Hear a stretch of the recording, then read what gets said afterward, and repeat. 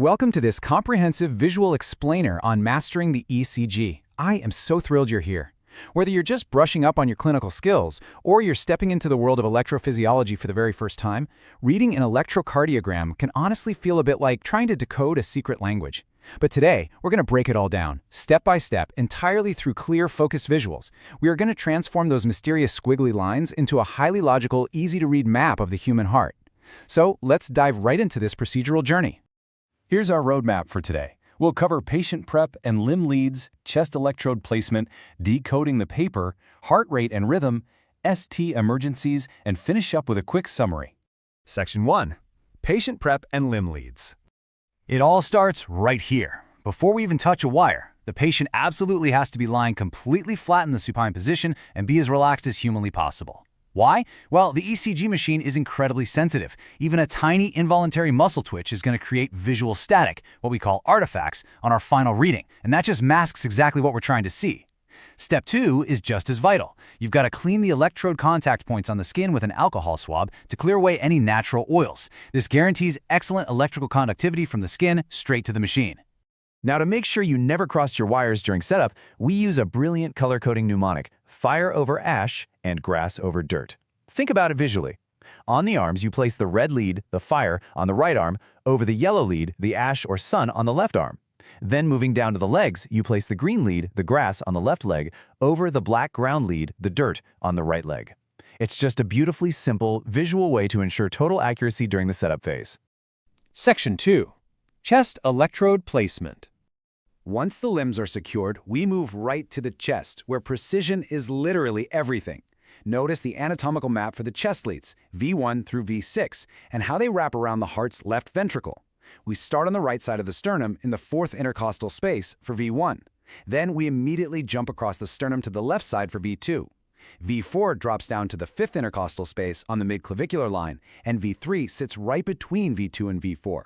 Finally, V5 and V6 continue along that exact same horizontal plane of the fifth space, wrapping out to the anterior and then the mid-axillary line on the left. Getting this anatomy wrong means getting the heart's electrical vector wrong, so you definitely want to memorize this curve. Section 3. Decoding the ECG paper.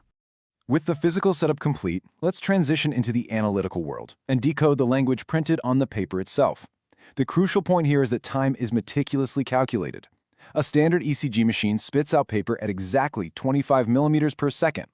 Because of this constant speed, we know that one tiny, 1 millimeter square represents exactly 0.04 seconds of time. 5 of those tiny squares make up one large square, which equals 0.20 seconds.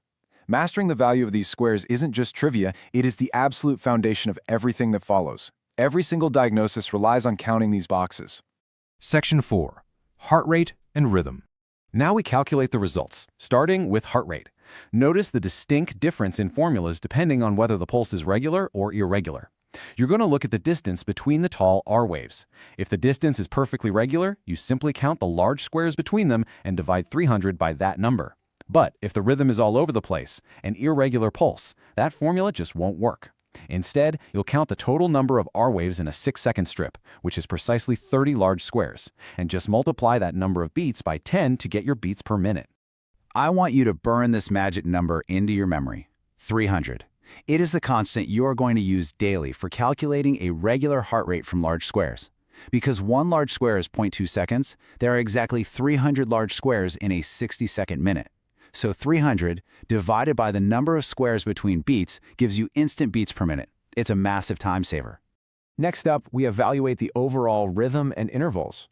First, is it a normal sinus rhythm? We confirm this by making sure there's a beautiful little P wave right before every single QRS complex. Then, we count those tiny squares.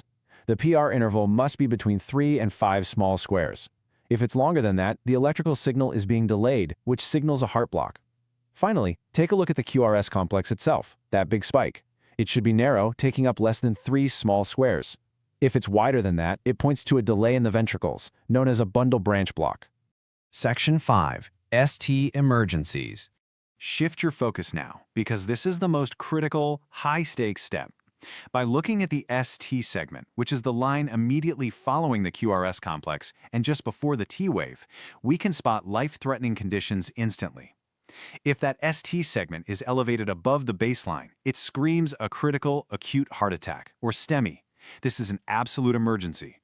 On the flip side, if that line drops below the baseline, an ST depression, it warns us of severe ischemia, meaning the heart muscle is starving for oxygen and suffering from poor blood flow.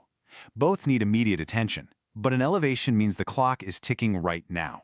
Section 6. Final Summary. Let's recap this entire operation so you have a foolproof mental checklist to take onto the hospital floor. 1. Connect those limb electrodes using your colors. Fire over ash, grass over dirt. 2. Distribute the chest electrodes perfectly along their anatomical landmarks. 3. Print the ECG paper and verify the calibration.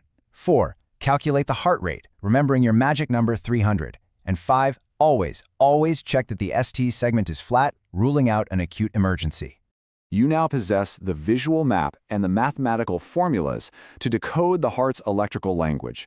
The theory is locked in. But the real question is, are you ready to pull up a raw ECG strip right now, count those tiny squares, divide that magic number 300, and trust your own eyes to spot an emergency?